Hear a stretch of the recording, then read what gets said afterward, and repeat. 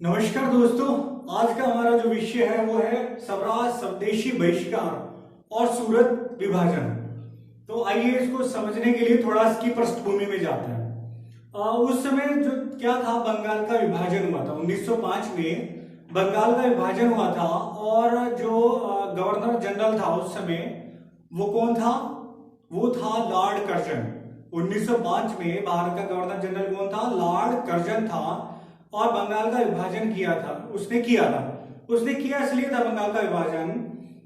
उस समय क्या हुआ था? उस समय बंगाल में, पूरे बंगाल में, विशेष रूप से बंगाल में क्या हुआ, अंग्रेजों के खिलाफ जो क्रांतिकारी गतिविधियां हैं, जो विरोध है, बहुत ज्यादा हो रहा था।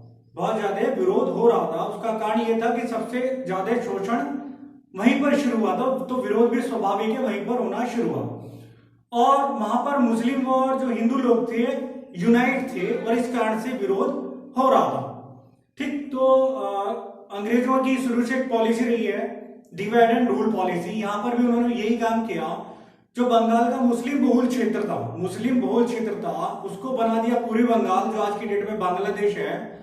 और जो हिंदू बहुल क्षेत्र था उसको बना दिया इन्होंने पश्चिम बंगाल, जो आज का पश्चिमी बंगाल है। इतनी बात क्लियर? तो बंगाल के विभाजन स्वरूप उन्होंने क्या है, सभी लोगों ने मिलकर, हिंदू मुस्लिमों ने मिलकर काले झंडे दिखाए, एक दूसरे को राखी भी बांधी। ठीक है, तो विरोध किया। तो गवर्नर जनरल ने, अंग्रेजों ने ये बोला कि हमने विभाजन इसलिए किया है कि जो राज्य है बहुत ही बड़ा है और प्रशासनिक असुविधा की दृष्टि से हम इसका विभाजन कर रहे हैं। लेकिन वास्तविकता क्या थी? हिंदू मुसलमानों की एकता और अंग्रेजों का जो है विरोध। ओके, आइए आगे बढ़ते हैं।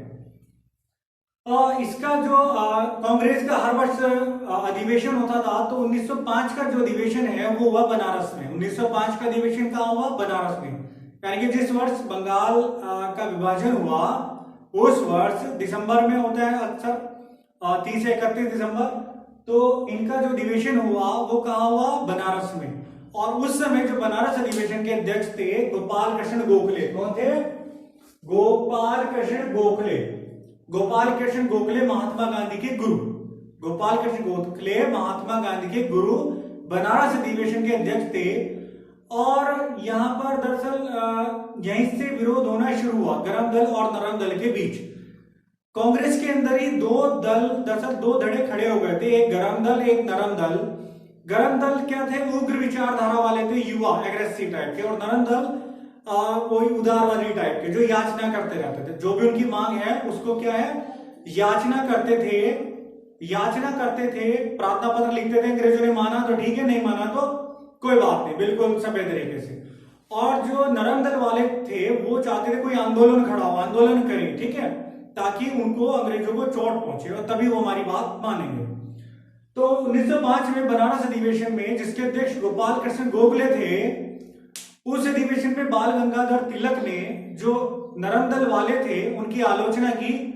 किस आधार पर? याचना के आधार पर, कि आप तो क्या है, याचना करते रहते हो और अंग्रेज आपकी याचना को या प्रार्थना पत्र को ठुकरा देते हैं। तो इस आधार पर बाल गंगाधर तिलक ने, बीजीटी, बाल गंगाधर तिलक ने जो है इनकी आलोचना की।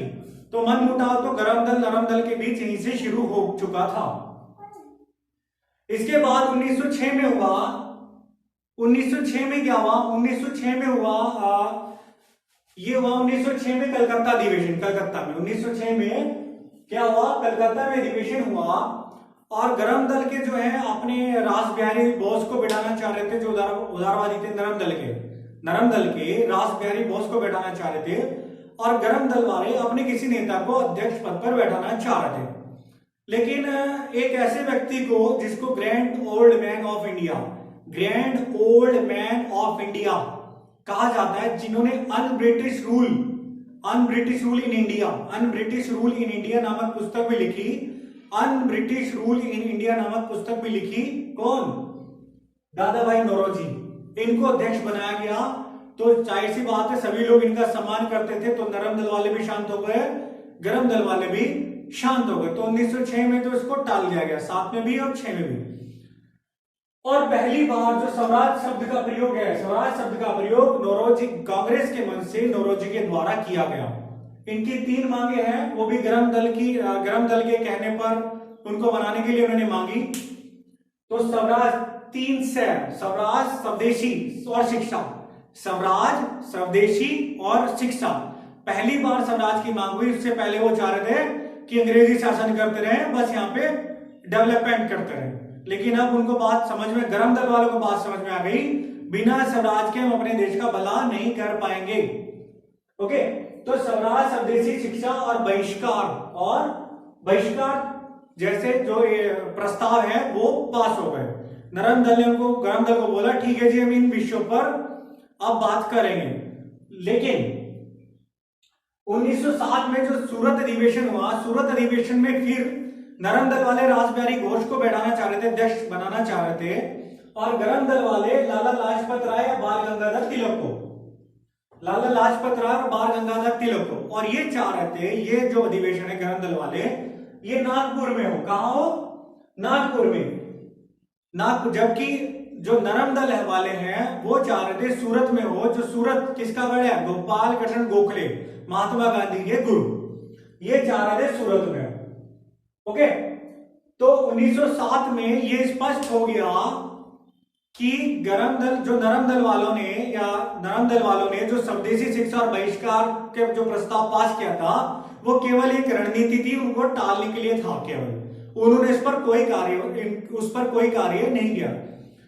गर्म दल वाले ये चाह रहे थे, जो ये बंगाल का विभाजन है, तो स्वदेशी आंदोलन इसके लिए चला गया है, वो राष्ट्रीय व्यापी स्तर पर चलाया जाए, यानी कि राष्ट्रीय व्यापी स्तर का आंदोलन हो और अन्य राज्यों को भी इसमें शामिल किया जाए।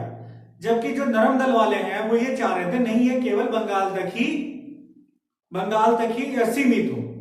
ओके, अब क्या हुआ, जब ये सूरत में अधिवेशन जब शुरू हुआ तो मंच पर रासबिहारी घोष, फिरोज शाह मेहता और कुछ और गणमान्य लोग बैठे थे, और नीचे से बाल गंगाधर तिलक माइक के पास गए कुछ बोलने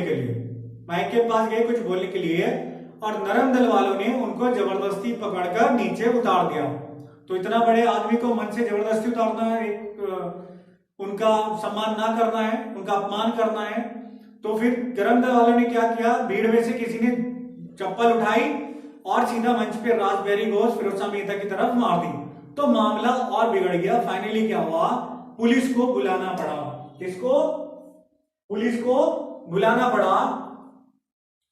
और गर्म दल वालों ने क्या काम किया, गर्म दल ने एक संशोधन पास किया और नरम दल वालों ने एक संशोधन पास किया और गर्म दल वालों को कांग्रेस से बाहर कर दिया। तो ये था कांग्रेस का सूरत विभाजन, यानी कि कांग्रेस के अंदर ही कांग्रेस का विभाजन। उसके बाद आतंक का तांडव चला ब्रिटिश पुलिस के द्वारा, ब्रिटिश सरकार के द्वारा, और उन्होंने जो गर्म दल के नेता थे किसी को जेल में डाला, किसी को देश निकाला किया, सबको ठिकाने लगा दिया। गर्म दल पूरा का पूरा खत्म कर दिया, सबको तितर बितर कर दिया। जो सरदार अजीत सिंह थे, सरदार अजीत सिंह, लाला लाजपत राय, उनको देश निकाला दे दिया गया। और बाल गंगाधर तिलक को मांडले जेल भेज दिया गया म्यांमार में। सबसे इंपॉर्टेंट क्वेश्चन है, बाल गंगाधर तिलक को मांडले जेल। ठीक है, अब ये कब आएंगे? 1914 में आएंगे, फिर बनाएंगे 1916 में होम रूल लीग, पिछली क्लास में पढ़ चुके हैं। ठीक है, तब से ये जेल में रहेंगे 8 से 14 तक। ओके, या 7 से 14 तक। इसके बाद क्या हुआ, जो विपिन चंद्रपाल है, उनको भी जेल में डाल दिया। और उनको जेल में डालने का आधार ये था कि उन्होंने अरविंदो घोष को, जो उनके खिलाफ मुकदमा चला, उसमें बचाने का प्रयास किया। अरविंदो घोष को अलीपुर बम कांड में फंसाया गया था इनको। अलीपुर बम कांड भी अगली क्लास में पढ़ेंगे। ठीक है, तो आइए एक रिवीजन करते हैं। 1905 का अधिवेशन कहां हुआ? यस, रिप्लाई कीजिए, मन में कीजिए, हो सकता बोल कर सकते हैं तो बोल कर कीजिए। 1905 का अधिवेशन, जब कलकत्ता बंगाल का विभाजन हो रहा है, तो अधिवेशन कहां 5 का? बनारस में। अध्यक्ष कौन? यस, गोपाल कृष्ण गोखले। किसके गुरु? यस, महात्मा गांधी के गुरु। ओके, 6 में 5 हो गया। 6 में अधिवेशन कहां? कलकत्ता अधिवेशन। अध्यक्ष कौन? यस, कौन? दादा भाई नौरोजी। Very good. और इसमें पहली बार स्वराज की मांग पहली बार किस अधिवेशन में की गई? स्वराज की मांग पहली बार किस अधिवेशन में की गई? यस, कलकत्ता अधिवेशन, जब बंगाल का विभाजन हुआ 1906 में। ओके, 1907 में सूरत विभाजन हुआ। सूरत किसका गढ़ है? गोपाल कृष्ण गोखले का। ये उतना महत्वपूर्ण नहीं है, केवल डिस्क्रिप्टिव वालों के लिए महत्वपूर्ण है।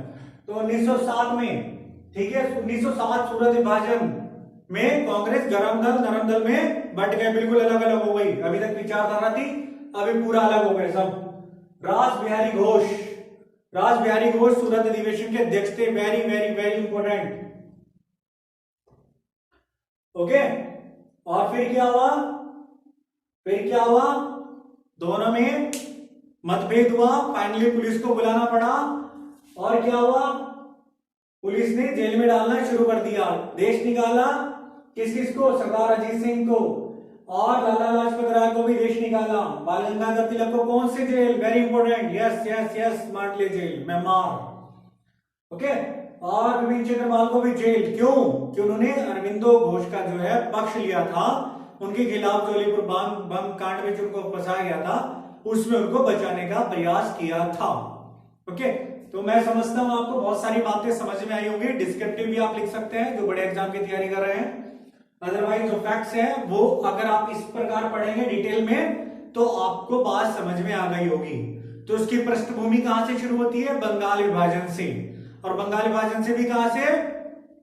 अंग्रेजों के विरोध से, क्रांतिकारी गतिविधियों के कारण। ओके, तो इसकी पृष्ठभूमि वहां से शुरू होती है। ओके, तो इसी के साथ समापन करते हैं। नेक्स्ट वीडियो में मिलते हैं नेक्स्ट विषय के साथ। धन्यवाद। जय हिंद, जय भारत।